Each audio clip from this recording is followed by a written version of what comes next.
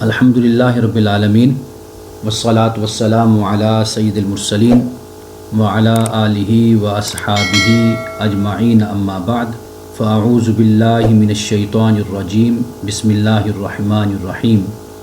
آج ہم سورۃ العنکبوت کا آغاز کر رہے ہیں۔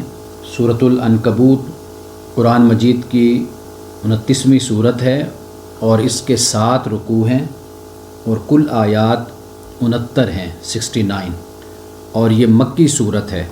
اس کے مطالعے سے معلوم یہ ہوتا ہے کہ یہ صورت ہجرت حبشہ سے پہلے نازل ہوئی، کیونکہ اس میں چند مقامات ایسے ہیں کہ جس سے یہ معلوم ہوتا ہے کہ یہ صورت ہجرت حبشہ سے پہلے نازل ہوئی۔ تو ہم حسب معمول تلاوت اور ترجمہ کے ساتھ اپنی گفتگو کا آغاز کرتے ہیں۔ بسم اللہ الرحمن الرحیم۔ الف لام میم احسب الناس ان یترکوا ان یقولوا آمنا وہم لا یفتنون۔ الف لام میم، کیا لوگ سمجھتے ہیں، خیال کرتے ہیں یا گمان کرتے ہیں، ان یترکوا ان یقولوا آمنا، کہ انہیں چھوڑ دیا جائے گا صرف یہ کہنے پر کہ ہم ایمان لائے، وہم لا یفتنون، اور انہیں نہیں آزمایا جائے گا یا انہیں مصیبت میں نہیں ڈالا جائے گا۔ وَلَقَدْ فَتَنَّ الَّذِينَ مِن قَبْلِهِمْ، اور یقیناً ہم نے ان سے پہلے جو لوگ تھے ان کو بھی ہم نے آزمائش میں ڈالا تھا یا ہم نے آزمایا تھا۔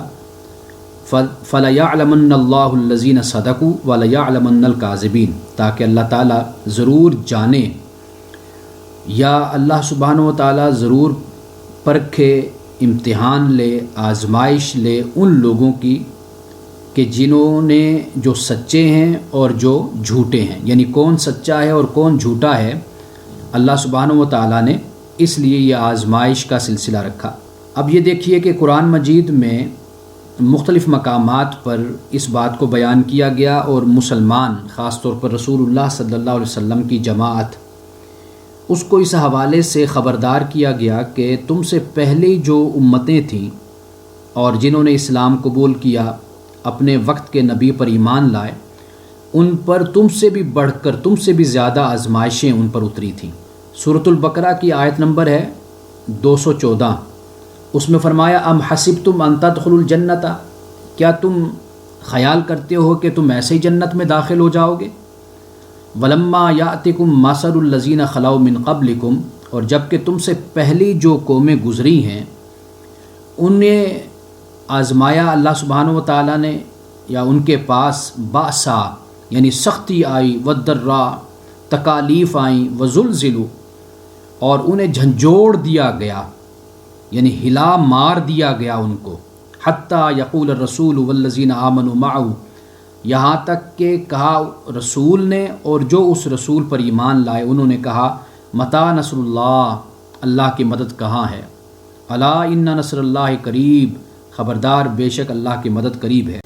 کتابوں میں آتا ہے، احادیث کی کتب میں بھی اس بات کو بیان کیا گیا ہے کہ حضرت خباب بن ارت رضی اللہ تعالی عنہ پریشان ہو کر رسول اللہ صلی اللہ علیہ وسلم کی بارگاہ میں حاضر ہوئے، اور کفار مکہ، مشرکین مکہ کی جو اذیتیں تھیں اور جو تکالیف ان کی طرف سے دی جاتی تھیں، تو اس کے بارے میں رسول اللہ صلی اللہ علیہ وسلم کی خدمت میں عرض کی۔ تو روایات میں آتا ہے کہ آپ علیہ السلام کا چہرہ انور سرخ ہو گیا، اور آپ نے فرمایا کہ تم سے جو پہلی قومیں تھیں، جب انہوں نے یہ کہا کہ ہمارا رب اللہ ہے، ہم اللہ پر ایمان لائے اور اپنے رسول صلی اللہ علیہ وسلم پر ایمان لائے، تو ان پر آری چلا دی گئی، یعنی ان کے جسم کو 2 حصوں میں تقسیم کر دیا گیا، اور یہ ان کے ساتھ سلوک کیا گیا کہ لوہے کے کنگوں کے ساتھ ان کے جسم سے گوشت کو دھیڑ دیا گیا، اتنی اذیت اور تکالیف ان کو دی گئی۔ اور پھر حضور علیہ السلام نے آخر میں یہ فرمایا کہ یقیناً وہ دن آئے گا کہ جب اللہ سبحانہ و تعالیٰ اپنے دین کو مکمل کرے گا اور غالب کرے گا، یہ رسول اللہ صلی اللہ علیہ وسلم نے فرمایا۔ تو صحابہ رسول اللہ کی بارگاہ میں جا کر ان تکالیف کو اور مصائب کا ذکر کرتے اور اللہ تعالیٰ سے مدد کی درخواست کیا کرتے تھے۔ اب یہ وقت نہیں ہے ورنہ میں آپ کو بتاؤں کہ حضرت بلال رضی اللہ تعالیٰ عنہ کے ساتھ کیا گزری، حضرت عمار بن یاسر، حضرت سمیہ، ایسے بہت سے صحابہ ہیں کہ جن پر مصائب و آلام کے پہاڑ گرائے گئے، لیکن انہوں نے توحید اور رسول اللہ صلی اللہ علیہ وسلم کی رسالت سے ذرہ بھر بھی منہ نہیں پھیرا۔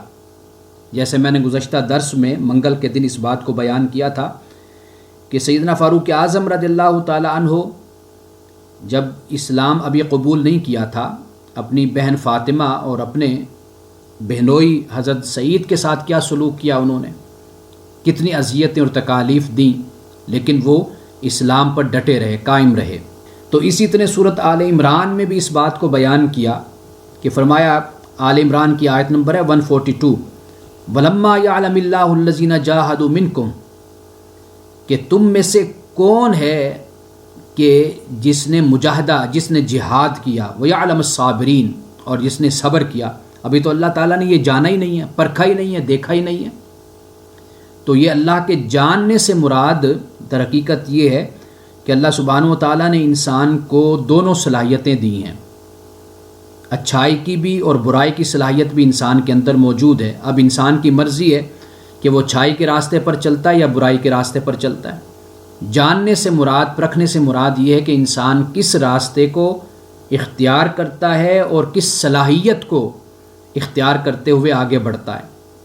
تو اللہ سبحانہ و تعالیٰ کا جاننا، وہ تو جانتا ہی ہے، پہلے سے ہی انسان کو جانتا ہے، انسان کے مستقبل سے واقف ہے، لیکن جب تک انسان کی صلاحیت کا، یعنی منفی اور مثبت صلاحیت کا اظہار نہیں ہوتا، اس وقت تک اس کے اس عمل کی بنیاد پر جزا اور سزا کا فیصلہ بھی نہیں ہوتا۔ تو یہاں پر جاننے سے مراد، پرکھنے سے مراد یہی ہے کہ انسان کو اللہ تعالیٰ نے دونوں صلاحیتیں دی، وہ خفیہ ہیں، انسان کے اندر ہیں۔ معلوم تب ہوگا کہ جب انسان ان دونوں میں سے جس صلاحیت کو استعمال کرے گا، اس کے ساتھ اللہ سبحانہ و تعالیٰ کی طرف سے وہی معاملہ ہوگا۔ یعنی جب یہ فرمایا کہ تم میں سے کون سچا ہے اور تم میں سے کون جھوٹا ہے، تو مطلب یہ کہ یہ دونوں باتیں انسان کے اندر موجود ہیں۔ کون ہے کہ جو جہاد کرتا ہے اور کون ہے جو صبر اور استقامت کے ساتھ چلتا ہے، یہ صلاحیت بھی انسان کے اندر موجود ہے۔ علم حاصل کرنے کی صلاحیت بھی موجود ہے اور جہالت پر ڈٹے رہنے کی صلاحیت بھی موجود ہے، دونوں چیزیں انسان کے اندر موجود ہیں۔ اب انسان جس راستے کو بھی اختیار کرے گا، اس کے اس عمل کے مطابق اور اس کے اس اختیار اور ارادے کی بنیاد پر اس کے لیے جزا اور سزا کا فیصلہ ہوگا، انعام اور اکرام کا فیصلہ ہوگا۔ تو یہاں پر جب اللہ پاک یہ فرماتا ہے کہ اللہ سبحانہ و تعالیٰ معلوم کرے یا اللہ سبحانہ و تعالیٰ پرکھے کہ کون سچا اور کون جھوٹا ہے، تو یہاں پر سچے اور جھوٹے سے مراد یہی ہے کہ یہ دونوں باتیں انسان کے اندر موجود ہیں۔ کیونکہ اگر یہ بات نہ ہو اور اس بنیاد پر فیصلہ نہ ہو تو پھر انسان کے پاس یہ بہت بڑا ایک عذر ہوتا ہے، ایک بہت بڑی معذرت ہوتی ہے، بہانہ ہوتا ہے۔ تو اس لیے اللہ سبحانہ و تعالیٰ نے انسان کو یہ دونوں صلاحیتیں دیں اور انسان کی راہبری اور رہنمائی کے لیے اللہ تعالیٰ نے وحی نازل فرمائی، اپنے رسول کو بھی بھیجا تاکہ حجت تمام ہو جائے۔ انسان کے پاس کوئی یہ بہانہ نہ رہے کہ میرے پاس وحی نہیں آئی، پیغام نہیں آیا۔ اگر دیکھا جائے تو انسان کے اندر ہی اللہ سبحانہ و تعالیٰ نے خیر و شر کی تمیز کی صلاحیت انسان کے اندر رکھ دی ہے، اور پھر اس خیر و شر کی تمیز یہ انسان کا تجربہ اور انسانی تاریخ کا تجربہ یہ خود اس بات کو واضح کرتا ہے۔ انسان کی مختصر سی زندگی انفرادی طور پر وہ بھی بتا دیتی ہے، اور انسان کی طویل تاریخی زندگی وہ بھی بتاتی ہے کہ خیر کیا ہے اور شر کیا ہے۔ اب اس سے آگے فرمایا کہ ام حسب الذین یعملون السیئات، کیا وہ لوگ کہ جو برائیاں کرتے ہیں، کیا وہ یہ خیال کرتے ہیں، سمجھتے ہیں کہ ان یسبقونا، کہ وہ ہم سے آگے نکل جائیں گے؟ یعنی آگے نکل جانے سے مراد یہ ہے کہ یہ سمجھتے ہیں کہ شاید یہ ہمارے کنٹرول میں نہیں رہیں گے۔ ان تنفذوا من اقطار السماوات والارض فانفذوا لا تنفذون الا بسلطان۔ قرآن پاک نے دونوں گروہوں کو، انسان اور جن، کہا کہ بھئی ان استطاعتم، اگر تم استطاعت رکھتے ہو تو پھر آسمانوں اور زمین کی حدود سے باہر نکل کے دکھاؤ نا۔ یعنی ان حدود سے باہر نکلنے سے مراد یہ ہے کہ اللہ سبحانہ و تعالیٰ کی ریاست، سلطنت اور اس کے کنٹرول سے اور اختیار سے تم باہر نکل کر دکھاؤ، لیکن تم نکل نہیں سکو گے۔ تو انسان جب کوئی جرم کرتا ہے یا برائی کرتا ہے تو اس کا کیا خیال ہوتا ہے کہ وہ اللہ کے اختیار سے اور اللہ کے قابو سے یہ باہر چلا جائے گا؟ یہ کبھی نہیں ہو سکتا۔ تو ساء ما یحکمون، برا ہے جو یہ فیصلہ کرتا۔ من کان یرجو لقاء اللہ، جو اللہ سے ملاقات کی امید رکھتا ہے۔ یہاں پر یرجو سے مراد رجا جیسے عربی زبان میں ہم کہتے ہیں، لیکن یقین جو رکھتا ہے، یعنی جو اس بات پہ ایمان رکھتا ہے اللہ سے ملاقات کی، جیسے سورۃ البقرہ میں اللہ سبحانہ و تعالیٰ نے فرمایا الذین یظنون انہم ملاقو ربہم وانہم الیہ راجعون، کہ جو لوگ یقین رکھتے ہیں کہ بے شک وہ اپنے رب سے ملنے والے ہیں اور اسی کی طرف لوٹنے والے ہیں، ان لوگوں پر نماز بھاری نہیں ہوتی، کیونکہ نماز تو در حقیقت ایک ایکسرسائز ہے، مشق ہے اللہ سبحانہ و تعالیٰ کی بارگاہ میں جانے کی، حاضر ہونے کی، اس کے سامنے کھڑے ہونے کی، یہ ایک ایکسرسائز ہے یہ۔ تو اس لیے فرمایا کہ نماز جو اللہ سے ملنے کا یقین رکھتے ہیں یا امید رکھتے ہیں، ان لوگوں پر نماز بھاری نہیں ہوتی۔ من کان یرجو لقاء اللہ، جو اللہ سے ملاقات کی امید رکھتا ہے، فإن أجل اللہ لآت، تو بے شک اللہ کا یہ جو مقررہ وقت ہے یہ آنے والا ہے، وہو السمیع العلیم، اور وہ سننے والا جاننے والا ہے۔ ومن جاہد فإنما یجاہد لنفسہ، اور جو مجاہدہ کرتا ہے پس بے شک وہ مجاہدہ کرتا ہے اپنے لیے، یعنی جو جہاد کرتا ہے، مجاہدہ کرتا ہے، ریاضت کرتا ہے، مشقت کرتا ہے، وہ اپنے لیے کرتا ہے۔ ان اللہ لغنی عن العالمین، بے شک اللہ تعالیٰ یقیناً تمام جہانوں سے بے نیاز ہے۔ یعنی اس مجاہدے میں کہ جو انسان عبادت، ریاضت اور اللہ کے لیے مشقت اٹھاتا ہے، تکلیف اور سختی برداشت کرتا ہے، تو قرآن نے کہا فإنما یجاہد لنفسہ، تو یہ خود اس کے اپنے لیے ہوتی ہے۔ اللہ تعالیٰ اس سے بے نیاز ہے، جو کچھ بھی وہ مشقت اور محنت کرتا ہے اس کا کوئی اللہ کو فائدہ نہیں پہنچنا، بلکہ اس کی اپنی ذات کو اس سے فائدہ پہنچتا ہے۔ حضرت حسن بصری رحمۃ اللہ تعالیٰ علیہ کی یہ بات بڑی خوبصورت ہے، وہ فرماتے ہیں ان الرجل لیجاہد وما ضرب یوما من الدہر بسیف، کہ انسان جہاد کرتا ہے خواہ زندگی میں ایک دفعہ بھی تلوار نہ چلائے، وہ پھر بھی جہاد کرتا ہے۔ اب آپ خود سوچ لیجئے کہ وہ جہاد کیسا ہوگا۔ وہ جہاد یہی ہے، جہاد بالنفس، اپنی ذات کے ساتھ، اپنی خواہشات سے جہاد کرنا، جہاں پر غصہ آیا وہاں پہ کنٹرول کرنا، جہاں پر طاقت ہو وہاں پر ظلم نہ کرنا، عدل احسان کا رویہ اختیار کرنا۔ تو یہ حضرت حسن بصری فرماتے ہیں کہ آدمی جہاد کرتا ہے خاص ساری زندگی وہ تلوار بھی نہ چلائے، پھر بھی جہاد کرتا ہے، وہ جہاد یہی ہے۔ آگے فرمایا والذین آمنوا وعملوا الصالحات لنکفرن عنہم سیئاتہم، اور جو لوگ ایمان لائے اور اچھے کام کیے، ضرور بالضرور، یہ ترجمہ بالکل میں گرامر کے مطابق کر رہا ہوں کہ یہاں پر لام بھی تاکید کا اور نون ثقیلہ یہ بھی تاکید کا، اور پھر یہ جو کفر یکفر تکفیر ہے اس میں بھی شدت موجود ہے، یعنی اللہ سبحانہ و تعالیٰ یہ فرماتا ہے کہ ہم ضرور بالضرور یقیناً ان سے ان برائیوں کو مٹا دیں گے، دور کر دیں گے۔ یعنی کون سی برائیاں؟ کہ جو چھوٹی موٹی ہو گئیں، جسے گناہ صغیرہ کہا جاتا ہے، کوئی چھوٹے موٹے گناہ اور کام ایسے ہو گئے تو اللہ پاک فرماتا ہے کہ جو ایمان لائے اور اچھے کام کرتے رہے، اچھے کام انہوں نے کیے، لیکن پھر بھی کوئی نہ کوئی خطا اور غلطی ہو گئی، تو فرمایا کہ ہم ان کی ان غلطیوں کو مٹا دیں گے۔ وَلَنَجْزِيَنَّهُمْ أَحْسَنَ الَّذِي كَانُوا يَعْمَلُونَ، اور ہم انہیں ضرور بالضرور جزا دیں گے، بہترین جزا دیں گے جو وہ کرتے تھے۔ یہ جو احسن ہے یہ سپرلیٹو ڈگری ہے، بہترین ہم ان کو جزا دیں گے۔ اور اسی طرح سورۃ الانعام میں یہ فرمایا، آیت نمبر 40 ہے، ان اللہ لا یظلم مثقال ذرہ، کہ بے شک اللہ تعالیٰ تو ذرہ برابر بھی ظلم نہیں کرتا۔ ہاں وَإِن تَكُ حَسَنَةً يُضَاعِفْهَا، لیکن اللہ سبحانہ و تعالیٰ اگر تم کوئی نیکی کرتے ہو تو اس کا اللہ تعالیٰ تمہیں دگنا اجر عطا کرے گا۔ غلطی ہو جاتی ہے تو اللہ سبحانہ و تعالیٰ فرماتا ہے کہ تم اگر نیکی کا تسلسل رکھتے ہو تو تھوڑی بہت نیکیاں، تھوڑی بہت بدیاں، برائیاں وہ میں مٹا دیتا ہوں. اور ظلم اللہ تعالیٰ فرماتا ہے میں کسی کے ساتھ نہیں کرتا، ذرہ بھر بھی ظلم نہیں کرتا. لیکن وَإِن تَكُ حَسَنَةً يُضَاعِفْهَا، اور اگر نیکی ہو تو اس کو میں بڑھا دیتا ہوں. کوئی اچھا کام کرو گے تو اس کو میں بڑھا دیتا ہوں. یعنی بڑھانے سے مراد یہ ہے کہ یہ ایک لحاظ سے حوصلہ افزائی ہو جاتی ہے. گناہ پر حوصلہ شکنی کی جانی چاہیے. یعنی گویا کہ اللہ سبحانہ و تعالیٰ نے اپنی اس سنت سے ایک اسلامی معاشرے کی ایک بنیاد اور ایک قدر ہمیں بتا دی، ویلیو بتا دی.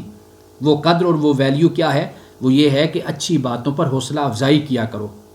جس طرح اللہ پاک فرماتا ہے کہ ایک کرو گے تو 10 دوں گا، یا دگنا دوں گا، 100 گنا کروں گا، آگے اور دیتا چلا جاؤں گا. احادیث میں کہیں سے کہیں بیان ہوا، 70 گنا بھی بیان ہوا.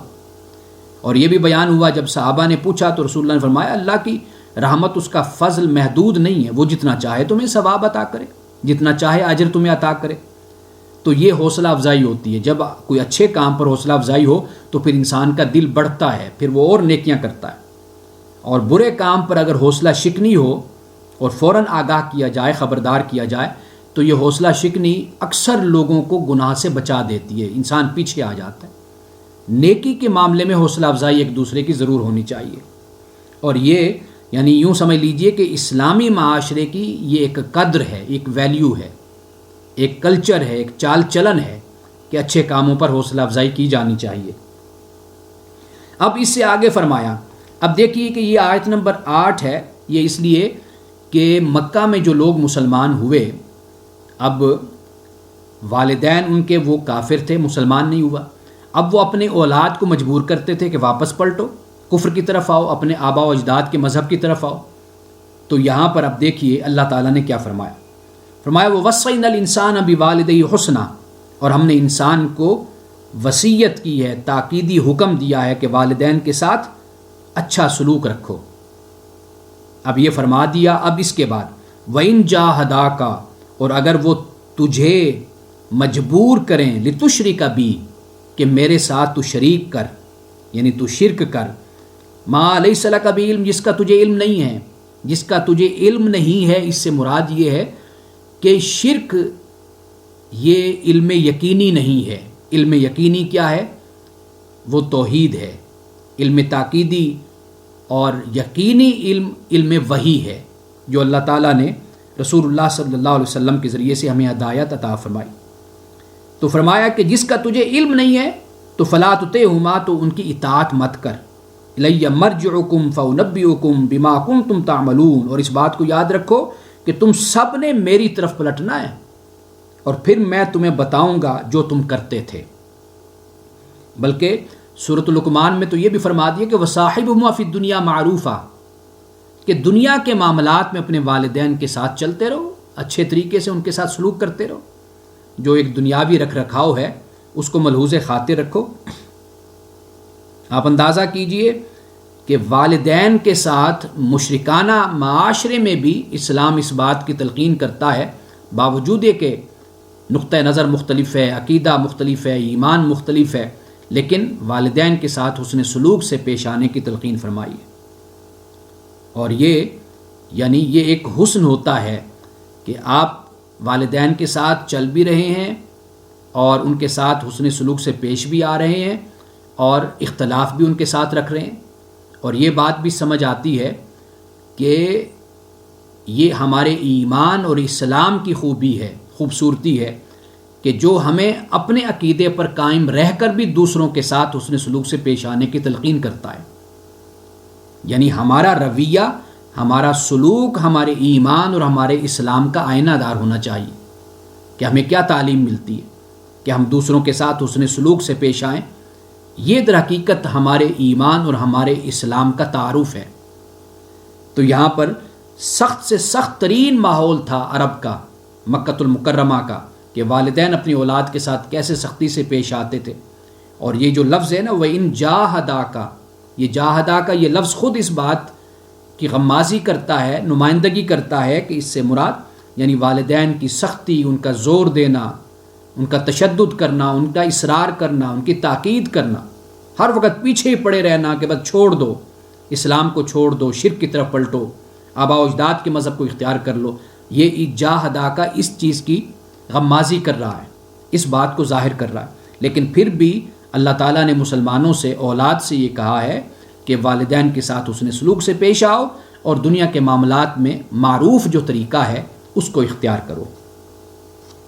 اب اس سے آگے فرمایا والذین آمنوا وعملوا الصالحات، اور جو لوگ ایمان لائے اور اچھے کام کیے، لندخلنہم فی الصالحین، ہم ان کو ضرور داخل کر دیں گے صالحین میں۔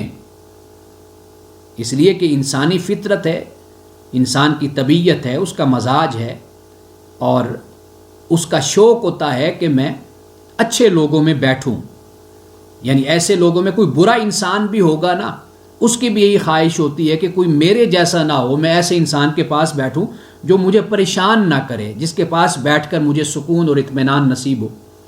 میں ایسے شخص کے پاس بیٹھوں کہ جو میری طرح کا نہ ہو، یہ انسان کی خواہش ہوتی ہے۔ انسان کی عقل، اس کی فطرت اس بات کا تقاضا کرتی ہے، کیونکہ وہ اندر کا سکون چاہتا ہے، اپنے باطن کا، روحانیت کا سکون چاہتا ہے۔ آپ نے دیکھا ہوگا کہ برے لوگ زیادہ کھنچ کر آتے ہیں اچھے لوگوں کی طرف، کیونکہ وہ اپنی برائی سے، اپنے ماحول سے، اپنی مجالس سے تنگ اور پریشان ہوتے ہیں، وہ ادھر جانا چاہتے ہیں۔ تو یہ جو صالحین میں ہے، فرمایا کہ ہم انہیں داخل کریں گے صالحین میں، یہ بہت بڑی نعمت ہے، لیکن شرط یہ ہے کہ ایمان اور عمل صالح، آخر کچھ نہ کچھ تو اس کا تقاضا ہوگا نا، کوئی کرائٹیریا ہوگا صالحین کے پاس جانے کا، صالحین میں شامل ہونے کا۔ وہ کرائٹیریا یہ ہے کہ ایمان اور عمل صالح۔ اور یہ میں آپ کو کئی بار بتا چکا کہ انبیاء علیہم السلام کی بھی خواہش یہی ہوتی تھی کہ ہم نیک لوگوں میں شامل ہو جائیں، صالحین میں اللہ تعالی ہمیں بٹھائے اور جنت میں ہمیں ان کے ساتھ شامل کرے۔ یا انبیاء علیہم السلام، حضرت ابراہیم علیہ السلام، حضرت سلیمان علیہ السلام، رسول اللہ صلی اللہ علیہ وسلم کی دعائیں بھی ہمیں ایسی ملتی۔ تو یہ نیک مجلس، نیک لوگوں کے ساتھ بیٹھنا، اچھے لوگوں کی صحبت اختیار کرنا، یہ بہت بڑی نعمت ہوتی ہے۔ اب اس سے آگے فرمایا، اب یہ ایک اور طبقہ ہے، اور یہ طبقہ آپ یوں سمجھ لیجئے کہ منافقین کا، جسے ہم تھوڑ دل کہتے ہیں، چھوٹے دل کے مالک، بزدل قسم کے لوگ، ڈر جانے والے لوگ، اور ایمان کی طرف جاتے ہیں، خواہش ہوتی ہے، لیکن حالات ایسے ہیں کہ پھر ڈر کر واپس کفر کی طرف رہتے ہیں، اور پھر اپنی پالیسیاں بدلتے رہتے ہیں، کبھی ادھر کبھی ادھر۔ جیسے قرآن پاک نے کہا کہ لا الہ ہاؤلا ولا الہ ہاؤلا، نہ ادھر کے نہ ادھر کے۔ فرمایا وَمِنَ النَّاسِ مَن یقول، اور بعض لوگ ایسے ہیں جو کہتے ہیں آمنا باللہ، ہم اللہ پر ایمان لائے، فَإِذَا أُوذِيَ فِي اللَّهِ، اور جب انہیں اللہ کی راہ میں یا اللہ کے لیے دکھ دیا جاتا ہے تو جعل فتنة الناس كعذاب اللہ، تو لوگوں کا یہ جو دکھ ان کو ملتا ہے نا، اس دکھ کو اللہ کے عذاب کے برابر سمجھ لیتے ہیں، یعنی دنیا کے اس تکلیف کو برداشت نہیں کر پاتے، وہ یہ سمجھتے ہیں کہ شاید آخرت میں بھی اسی طرح کے دکھ اور تکلیف ہوگی، نہیں، بلکہ دنیا کی تکلیف کو برداشت کرو تاکہ آخرت تمہاری سکھی ہو جائے، تمہارے لیے آسان ہو جائے۔ یہ رسول اللہ صلی اللہ علیہ وسلم کے زمانے کے جو منافق تھے، یہ ان کا ذکر ہو گیا، یا ان لوگوں کا ذکر ہو گیا جو کمزور دل لوگ تھے، لپکتے تو تھے لیکن جب دیکھتے تھے، سختیاں دیکھتے تھے، مصائب دیکھتے تھے، فاقے دیکھتے تھے، پیٹ پر پتھر بندھے ہوئے دیکھتے تھے، کفار و مشرکین کا ظلم اور تشدد دیکھتے تھے، اور پھر ڈر جاتے تھے، پھر کمزور دل لوگ پیچھے ہٹ جاتے تھے، اور یہ خیال کرتے تھے کہ وہ جیسے کہتے ہیں نا، ہماری سرائیکی زبان میں ایسا محاورہ بولتے ہیں کہ اے دنیا میٹھی دے، اے جہاں میٹھا دے او جہاں کہیں ڈٹھا، یعنی مطلب یہ ہے کہ بس یہی دنیا ہے، اگلے جہان کا کیا پتہ کہ ادھر کیا صورتحال ہے، وہ کس نے دیکھا ہے، بس یہی جہان میٹھا ہے، یہاں پر ہی اپنی زندگی گزار لو۔ تو یہ رویہ قرآن پاک نے بیان کیا کہ کہتے ہم ایمان لائے، لیکن فَإِذَا أُوذِيَ فِي اللَّهِ، جب اللہ کی راہ میں ان کو تکلیف دی جاتی ہے تو یہ کیا خیال کر بیٹھتے ہیں، لوگوں کے دیے ہوئی آزمائش اور تکلیف کو اللہ کے عذاب جیسا سمجھ لیتے ہیں۔ وَلَئِن جَاءَ نَصْرٌ مِّن رَبِّكَ، اور اگر تیرے رب کی طرف سے مدد آ جائے تو لَيَقُولُنَّ، تو پھر ضرور کہیں گے اِنَّا كُنَّا مَعَكُمْ، بے شک ہم تو تمہارے ساتھ ہیں۔ ایک اور مقام پر قرآن پاک نے اس بات کو بیان کیا ہے، فرمایا کہ الذین یتربصون بکم فَإِنْ كَانَ لَكُمْ فَتْحٌ مِّنَ اللَّهِ کہ تمہارے بارے میں تو یہ انتظار کرتے ہیں، خاموش رہتے ہیں، دیکھتے رہتے ہیں کہ اگر تمہارے لیے اللہ کی طرف سے فتح آ جائے تو پھر کیا کہتے ہیں؟ قَالُوا وَلَمْ نَكُن مَّعَكُمْ کیا ہم تمہارے ساتھ نہیں تھے؟ وَإِنْ كَانَ لِلْكَافِرِينَ نَصِيبٌ اور اگر کافروں کا پلہ بھاری ہو جائے، یعنی اگر ان کا حصہ ہو، تو پھر قَالُوا لَمْ نَسْتَحْوِذْ عَلَيْكُمْ تو پھر کافروں سے کہتے ہیں کیا ہم تمہارے خلاف لڑنے پر قادر نہ تھے؟ مطلب یہ کہ ہم تو تمہارے خلاف لڑ سکتے تھے مسلمانوں کے ساتھ مل کر، لیکن ہم لڑے نہیں ہیں۔ یا پھر یہ کہ وَنَمْنَعَكُم مِّنَ الْمُؤْمِنِينَ اور ہم نے پھر بھی تمہیں مسلمانوں سے بچایا، یعنی مطلب یہ ہے کہ ہم مسلمانوں کے ساتھ مل کر لڑے نہیں، ہمارا نہ لڑنا بھی تمہارے بچانے کے لیے تھا۔ یہ کافروں سے تب کہتے ہیں جب کافروں کا پلہ بھاری ہوتا ہے، جب ان کو فتح مل رہی ہوتی ہے، کامیابی ان کی طرف ہوتی ہے، تو پھر کافروں سے یہ بات کہتے ہیں۔ اور جب مسلمانوں کو دیکھتے ہیں کہ اللہ کی طرف سے ان کو فتح مل رہی ہے تو پھر انہیں کہتے ہیں الم نکم معکم کیا ہم تمہارے ساتھ نہیں تھے؟ تو یہ وہ طبقہ ہے کہ جو سب سے زیادہ نظریے کو، عقیدے کو، ایمان کو اور مسلمانوں کو، مومنین کو نقصان پہنچاتا ہے، یہ وہ طبقہ ہے۔ اولیس اللہ بعلم بما فی صدور العالمین کیا اللہ تعالیٰ نہیں زیادہ جانتا کہ جو دنیا والوں کے سینوں میں ہے؟ یعنی اللہ سبحانہ و تعالیٰ اس سے واقف ہے کہ تم پہلے دن سے ہی بزدلی کا تم نے مظاہرہ کیا تھا اور تم اپنے دل کے اندر مفادات کو تم نے بٹھایا ہوا تھا کہ اگر مسلمان جیت گئے تو ان کے ساتھ مل جائیں گے، کافر جیت گئے تو ہم ان کے ساتھ مل جائیں گے۔ آگے فرمایا وَلَيَعْلَمَنَّ اللَّهُ الَّذِينَ آمَنُوا وَلَيَعْلَمَنَّ الْمُنَافِقِينَ اللہ سبحانہ و تعالیٰ ضرور بضرور جانے گا ان لوگوں کو جو ایمان لائے، اور ضرور بضرور جانے گا ان کو جو منافق ہیں۔ یعنی یہ وہی بات آ گئی کہ ایمان والوں کو اور منافقین کو اللہ تعالیٰ پرکھے گا۔ نفاق ہو، کفر ہو، ایمان ہو، یہ ساری صلاحیتیں انسان کے اندر موجود ہیں۔ اب انسان کی مرضی ہے کہ وہ کس راستے کو اختیار کرتا ہے۔ اب دور رسالت میں آپ دیکھیے کہ ہر قسم کے انسان موجود تھے۔ کیا ابو جہل کو دعوت نہیں دی گئی تھی اسلام کی؟ ابو لہب کو نہیں دی گئی تھی؟ ولید اور شیبہ کو نہیں دی گئی تھی؟ سب کو، ابو لہب کو دعوت نہیں دی گئی؟ اور پھر ابو بکر، عمر، عثمان، علی اور یہ جتنے بڑے مقدس شخصیات تھیں ان کو بھی اسلام کی دعوت دی گئی۔ انہوں نے دوڑ کر اسلام کو قبول کر لیا، وہ اسلام کی دشمنی میں لگے۔ تو یہ اختیار اور یہ ارادہ ہی تھا انسان کا۔ وقال الذین کفروا للذین آمنوا اور جو کافر ہیں وہ کہتے ہیں ان لوگوں سے جو ایمان لائے اتبعوا سبیلنا ہمارے راستے کو اختیار کرو، ہماری پیروی کرو، ولنحمل خطایاکم ہم تمہاری خطاؤں کو اٹھا لیں گے۔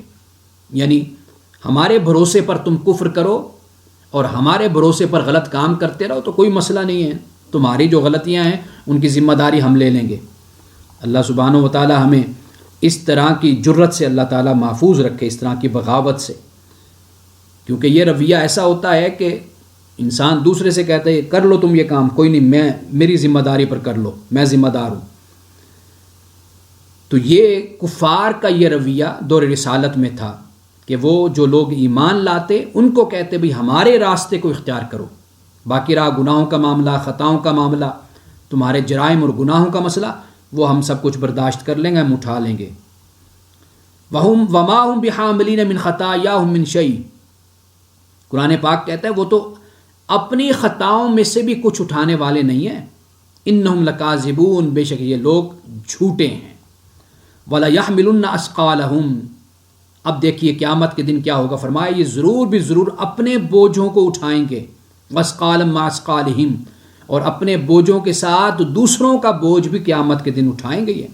وَلَا يُسْأَلُنَّ يَوْمَ الْقِيَامَةِ عَمَّا كَانُوا يَفْتَرُونَ اور قیامت کے دن ان سے ضرور پوچھا جائے گا، باز پرس کی جائے گی اس کے بارے میں جو یہ افترا کرتے تھے، یہ جھوٹ بولا کرتے تھے۔ سورۃ النحل کی آیت نمبر 25 میں یہ فرمایا لِيَحْمِلُوا أَوْزَارَهُمْ كَامِلَةً يَوْمَ الْقِيَامَةِ وَمِنْ أَوْزَارِ الَّذِينَ يُضِلُّونَهُمْ بِغَيْرِ علم فرمایا قیامت کے دن اپنا بوجھ بھی مکمل اٹھائیں گے، اور جنہیں یہ گمراہ کرتے تھے دنیا میں ان کا بوجھ بھی یہ اٹھائیں گے۔ جو گمراہ ہوئے یہ نہیں ہے کہ ان کا بوجھ کم ہو جائے گا، بوجھ ان پر بھی ڈالا جائے گا، لیکن ان کو ڈبل عذاب اس لیے دیا جائے گا کہ انہوں نے گمراہ کیا، دوسروں کو غلط راہ پہ لگایا۔ لیکن ان کے بوجھ میں بھی کسی طرح کی کمی نہیں ہوگی۔ رسول اللہ صلی اللہ علیہ وسلم نے اس لیے فرمایا کہ جس شخص نے ہدایت کا راستہ کسی کو دکھایا، جتنے لوگوں کو بھی دکھایا، اس کو ویسا کا ویسا ہی اجر ملے گا جیسا اجر اس اچھے کام کو کرنے والے کو کا ملے گا، لیکن جو کام کرنے والے ہیں ان کے اجر سے کمی نہیں کی جائے گی، ان کو بھی پورا ثواب اور اجر ملے گا، اور گناہوں کا معاملہ بھی ایسا ہی ہوگا۔ اب اس کے بعد فرمایا، اب رکوع نمبر 2 یہ شروع ہو رہا ہے، اب اس میں حضرت نوح علیہ السلام کا ذکر ہے۔ اب دیکھیے، وَلَقَدْ أَرْسَلْنَا نُوحًا إِلَىٰ قَوْمِهِ، ہم نے نوح کو اس کی قوم کی طرف بھیجا، فَلَبِثَ فِيهِمْ أَلْفَ سَنَةٍ إِلَّا 50 عَامًا، حضرت نوح علیہ السلام نے ان میں 1000 سال 50 برس کم یعنی 950 سال حضرت نوح علیہ السلام ان میں رہے، تبلیغ کی۔ فَأَخَذَهُمُ الطوفان، پھر کیا ہوا؟ انہیں طوفان میں پکڑا، طوفان نے، وَهُمْ ظَالِمُونَ، اس لیے کہ وہ ظالم تھے۔ 950 سال حضرت نوح علیہ السلام نے تبلیغ کی تھی، کتنا بڑا عرصہ بنتا ہے۔ آپ اندازہ کیجئے، تو ہم تو 9 دن کوئی اچھی بات کہیں کسی کو تو ہمارا خیال ہوتا ہے کہ ہمارے پیچھے دنیا چل پڑے، اور پیغمبران خدا 950 سال اور اس سے کم عرصہ، کسی کا 100 سال، کسی کے 200 سال، کسی رسول اللہ صلی اللہ علیہ وسلم کے 23 سال بنتے ہیں، تبلیغ کرتے رہے، دعوت دیتے رہے، اور مدینہ تک آپ اندازہ کر لیجئے کہ غزوہ بدر میں 313 لوگ شامل تھے صرف، اور مدینہ تک پہنچتے ہوئے لوگ سینکڑوں میں نہیں تھے، 20 میں تھے، یعنی زیادہ سے زیادہ آپ کہہ سکتے ہیں 60 ہوں گے، 70 ہوں گے، 80 ہوں گے، اس سے زیادہ نہیں تھے۔ بعد میں پھر جماعت بڑھتی چلی گئی۔ فَأَنْجَيْنَاهُ وَأَصْحَابَ السَّفِينَةِ، پس ہم نے اس کو نجات دی، وَأَصْحَابَ السَّفِينَةِ، کشتی والوں کو بھی نجات دی، حضرت نوح علیہ السلام کے ساتھ جو تھے۔ وَجَعَلْنَاهَا آیَةً لِّلْعَالَمِينَ، اور ہم نے پھر اسے تمام جہانوں کے لیے نشانی بنایا۔ وَإِبْرَاهِيمَ، اور پھر ابراہیم علیہ السلام کو بھی بھیجا۔ اذ قال لقومه اعبدوا اللہ واتقوہ، جب آپ نے اپنی قوم سے کہا کہ اللہ کی عبادت کرو اور اس کا تقوی اختیار کرو، یعنی عبادت سے مراد اللہ تعالیٰ کے سامنے اپنے سر کو جھکاؤ، اس کی اطاعت کرو، اور تقوی سے مراد یہ ہے کہ اجتماعی معاملات میں اللہ کے احکام کی پابندی کرو۔ ذالکم خیر لکم، یہ تمہارے لیے بہتر ہے، ان کنتم تعلمون، اگر تم جانو۔ انما تعبدون من دون اللہ اوثانا، بے شک تم اللہ کو چھوڑ کر بتوں کی پوجا کرتے ہو، وتخلقون افکا، اور تم جھوٹ باندھتے ہو۔ ان الذین تعبدون من دون اللہ، بے شک جن کی تم اللہ کو چھوڑ کر عبادت کرتے ہو، پوجا کرتے ہو، لا یملکون لکم رزقا، وہ تمہارے لیے رزق کا کوئی اختیار نہیں رکھتے۔ فابتغوا عند اللہ الرزق، اللہ تعالیٰ سے رزق چاہو، اسی سے مانگو اور اسی سے گزارش کرو۔ واعبدوہ، اسی کی عبادت کرو۔ واشکروا لہ، اور اسی کا شکر ادا کرو۔ الیہ ترجعون، اسی کی طرف تم لوٹائے جاؤ گے۔ وَإِن تُكَذِّبُوا فَقَدْ كَذَّبَ أُمَمٌ مِّن قَبْلِكُمْ، اور اگر تم جھٹلاتے ہو تو تم سے پہلی قوموں نے بھی جھٹلایا تھا۔ وَمَا عَلَى الرَّسُولِ إِلَّا الْبَلَاغُ الْمُبِينُ، لیکن رسول پر کیا ذمہ داری ہے؟ وہ ذمہ داری فقط یہ ہے کہ وہ واضح طور پر کلم کھلا اپنے اللہ کے اس پیغام کو کھول کر بیان کر دے، تم تک پہنچا دے، بس یہ اس کی ذمہ داری ہے۔ اولم یروا کیف یبدئ اللہ الخلق ثم یعیدہ، اب دیکھیے اللہ سبحانہ وتعالیٰ دلائل کو بیان کرتا ہے، یعنی شرک کے مقابل یہ فرماتا ہے کیا ان لوگوں نے نہیں دیکھا کہ کس طرح اللہ سبحانہ وتعالیٰ پیدا کرتا ہے، ثم یعیدہ، پھر اسے دوبارہ پیدا کرتا ہے۔ یعنی اس سے مراد یہ ہے کہ آپ دیکھیے کوئی چیز بھی اس کائنات میں اٹھا کر دیکھ لیجئے، آپ پھل کو دیکھ لیجئے کہ ہم پھل کھا لیتے ہیں، پھر دوسرا پھل آ جاتا ہے، ہم پھر کھاتے ہیں، پھر دوسرا پھل آ جاتا ہے۔ یعنی ایسا نہیں ہوتا کہ مثال کے طور پر سیب آپ نے کھا لیا تو اب سیب دنیا سے معدوم ہو گیا، دنیا سے مٹ گیا، ختم ہو گیا، نہیں، آپ کو پھر سیب مل جائے گا۔ آپ انگور کھاتے ہیں، یہ نہیں ہے کہ اب اس کے کھانے کے بعد انگور ختم ہو گیا، اب دنیا میں پھر انگور آ جائے گا، اللہ تعالیٰ دوبارہ پیدا کر دیتا ہے۔ ہم کتنی گندم اپنی زندگی میں استعمال اناج کرتے ہیں، کتنا پھل کھاتے ہیں، کتنی سبزیاں کھاتے ہیں، لیکن ان کا وجود کبھی ختم نہیں ہوا، تو وہ دوبارہ اللہ سبحانہ و تعالیٰ پیدا کرتے ہیں۔ یہاں یہ فرمایا ثم یعیدہ، پھر وہ اسے لوٹاتا ہے۔ یہاں پر لوٹانے سے مراد یہی ہے، ان ذالک علی اللہ یسیر، بے شک یہ اللہ پر آسان ہے، یہ بھی فرما دیا۔ یعنی کہیں یہ خیال نہ پیدا ہو جائے کہ اللہ سبحانہ و تعالیٰ بڑی مشکل کے ساتھ یہ چیزیں ہمیں مہیا کرتا ہے۔ قل سیروا فی الارض، کہہ دیجئے زمین میں سیر کرو۔ زمین میں سیر سے مراد یہ ہے کہ اے عرب والو ذرا آس پاس چل پھر کر دیکھ لو، وہاں پر حجاز کے آس پاس کوئی شمال میں، کوئی جنوب میں، کوئی کسی طرف بستیاں موجود ہیں، تم آتے جاتے رہتے ہو، شام کبھی جاتے ہو، کبھی فلسطین جاتے ہو، کبھی کسی ملک میں جاتے ہو، انہی راستوں سے ہو کر جاتے ہو نا، ذرا نظر مارا کرو، دیکھا کرو۔ تو فرمایا قل سیروا فی الارض، کہہ دیجئے زمین میں سیر کرو، فانظروا، دیکھو، کیف بدأ الخلق، کہ کس طرح ہم نے پہلی بار پیدا کیا، ثم اللہ ینشئ النشأۃ الآخرہ، اور پھر اللہ تعالیٰ قیامت کے دن دوسری بار بھی اللہ تعالیٰ اٹھائے گا، پھر دوسری بار تم اللہ کی بارگاہ میں جاؤ گے۔ ان اللہ علی کل شیء قدیر، بے شک اللہ تعالیٰ ہر شے پر قادر ہے۔ یعذب من یشاء، وہ عذاب دیتا ہے جسے چاہتا ہے، ویرحم من یشاء، اور وہ رحم کرتا ہے جس پر چاہتا ہے، وإلیہ تقلبون، اور اسی کی طرف تم پھیرے جاؤ گے۔ اب یہاں پر دیکھیے، میرے ان الفاظ کو یاد کیجئے کہ مشیت کی بنیاد علم ہے۔ اللہ تعالیٰ جانتا ہے کہ کس کو عذاب دینا ہے اور کس پر رحم کرنا ہے، یہ اللہ جانتا ہے۔ تو یہاں پر اس بات کو بیان کر دیا، اس کی جو چاہت ہے، اس کی جو مشیت ہے، وہ علم پر ہے، وہ علم کے مطابق پھر فیصلہ فرماتا ہے۔ تو یہاں پر اسی بات کو واضح کیا گیا۔ ہم جب ترجمہ کرتے ہیں تو ہمارے ذہن میں سوال پیدا ہوتا ہے کہ پھر تو یہ اللہ کے ہاتھ میں ہوا، پھر عمل کی تو ضرورت نہ رہی، ایمان کی، اللہ تعالیٰ جسے چاہتا ہے پھر عذاب دے دیتا ہے، جسے چاہتا ہے رحم کر دیتا ہے۔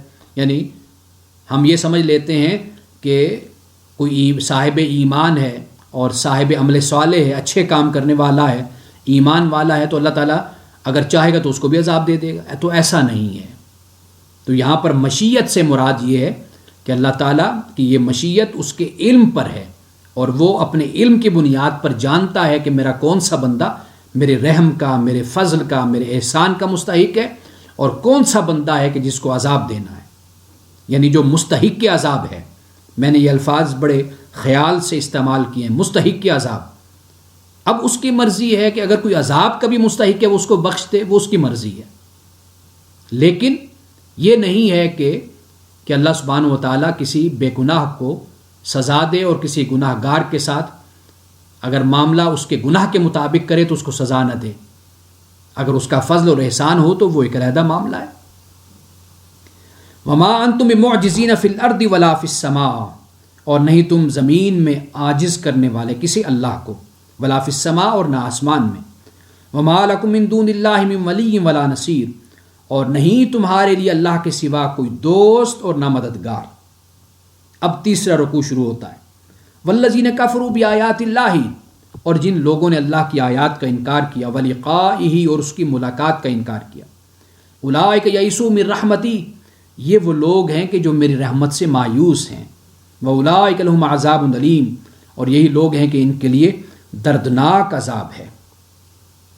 اس لیے کہ اللہ کی آیات کا انکار اور اس کی ملاقات کا انکار، واضح بات ہے کہ جب وہ ان باتوں کا انکار کر رہے ہیں تو پھر رحمت کے ساتھ ان کو کیا امید ہوگی؟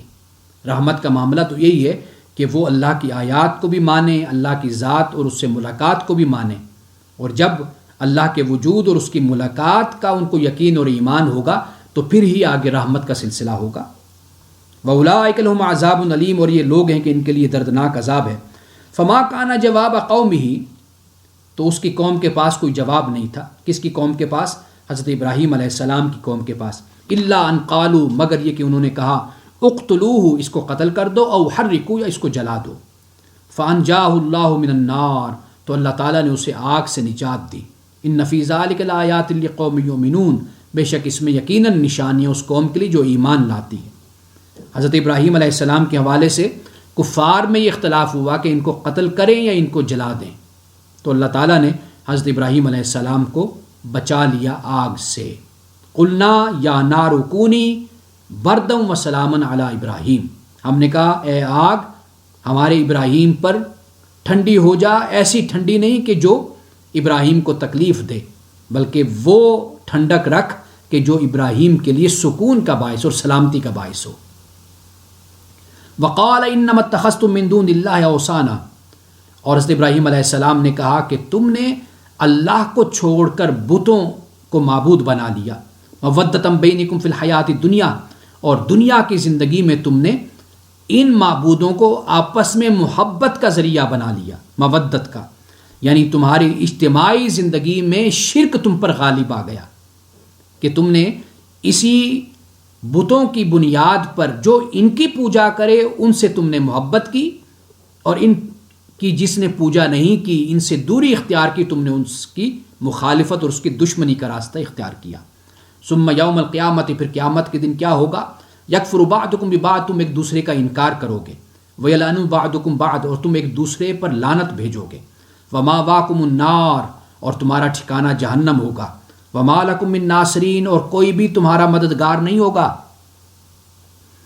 اب ہم نے ایک اور مقام پر اس بات کو پڑھا تھا کہ جہنم میں داخل ہوتے ہوئے وہ لوگ کہ جن کو گمراہ کیا گیا وہ لعنت بھیجیں گے ان پر جو گمراہ کرنے والے تھے، یعنی یہ ایک دوسرے پر لعنت اور ایک دوسرے سے براءت کا اعلان کریں گے۔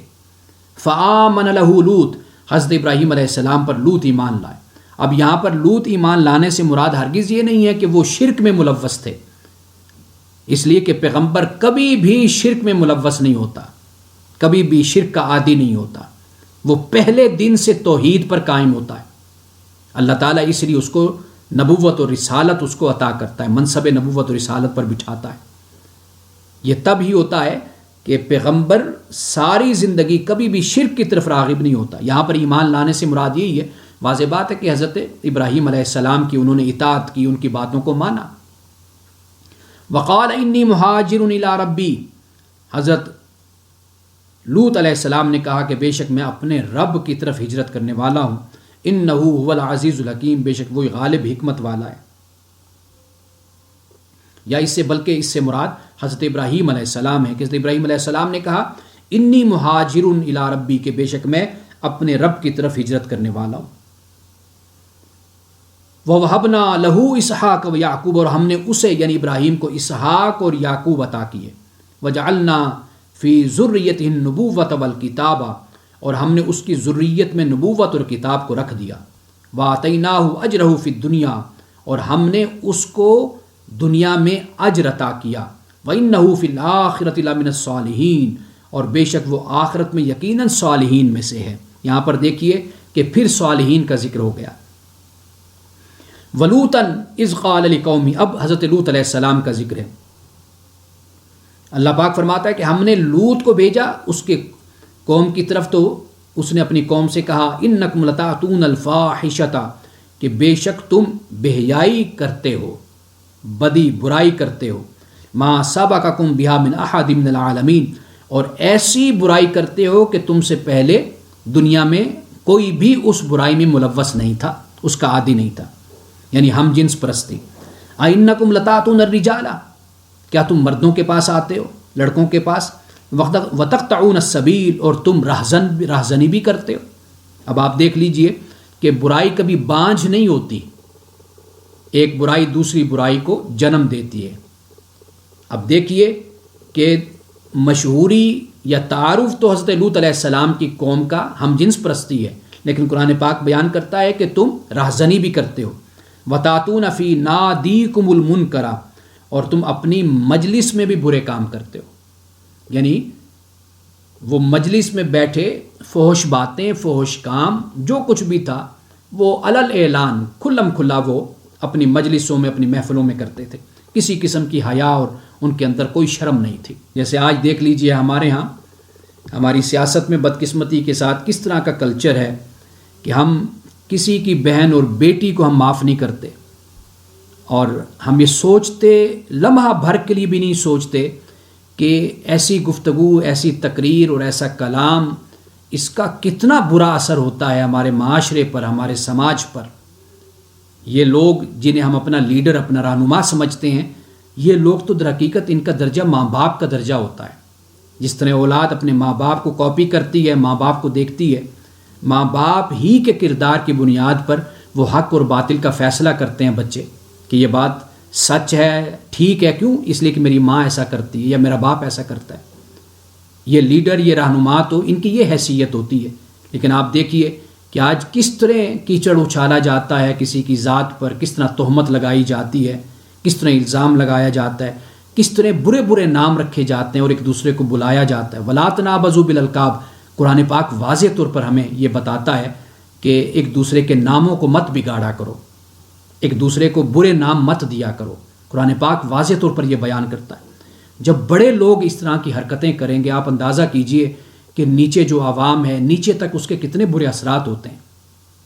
حضرت لوط علیہ السلام کی قوم وَتَأْتُونَ فِي نَادِيكُمُ الْمُنْكَرَ، کہ مجلسوں میں بیٹھ کر یہ فحش کلامی اور فحش کام کیا کرتے تھے.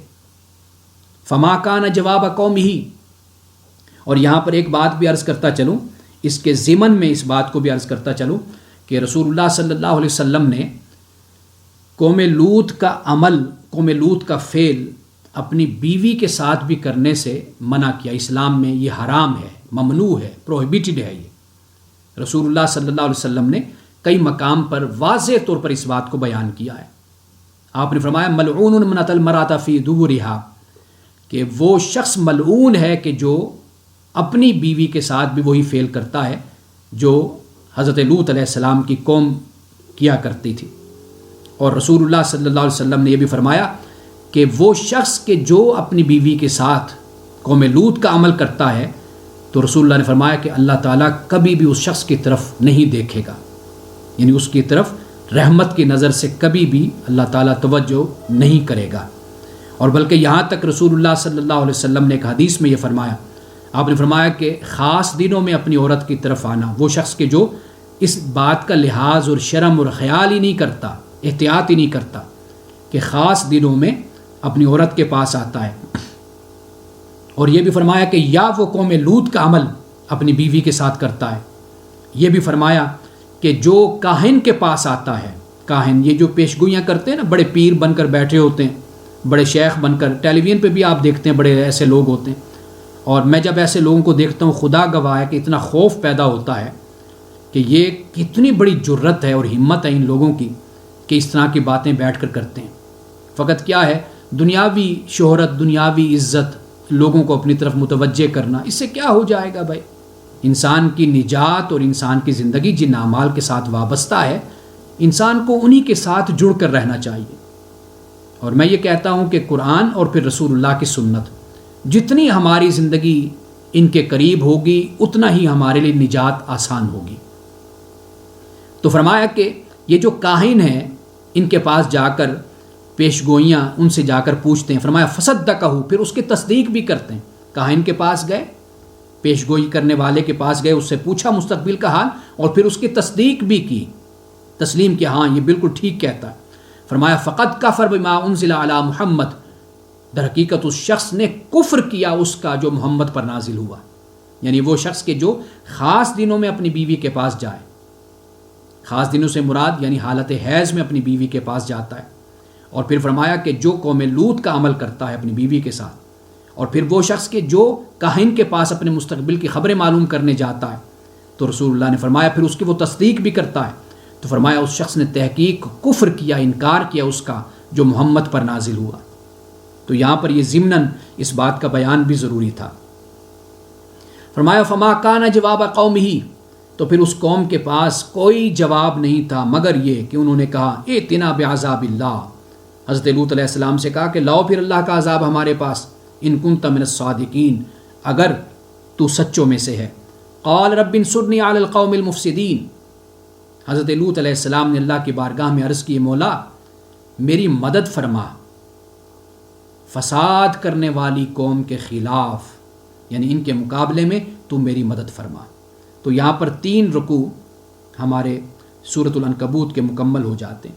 آپ نے دیکھا حضرت لوط علیہ السلام کے حوالے سے ایک اور مقام پر ہم یہ ابھی پڑھ کر آئے ہم گزشتہ صورتوں میں کہ اس کے پاس کوئی جواب نہیں تھا سوائے اس کے کہ انہوں نے کہا کہ بھئی یہ تو بڑا نیک بنتا ہے اپنی طرف سے اور بڑی پاک بازی اور پاکیزگی کا دعویٰ کرتا ہے، تو ایسے ہم تو گناہ گار لوگ ہیں، ہم تو برے لوگ ہیں، یہ بڑا پاکیزہ بنا پھرتا ہے، اس کو نکالو شہر سے، یہاں سے اپنے گاؤں سے اپنے قریہ سے اس کو باہر نکالو۔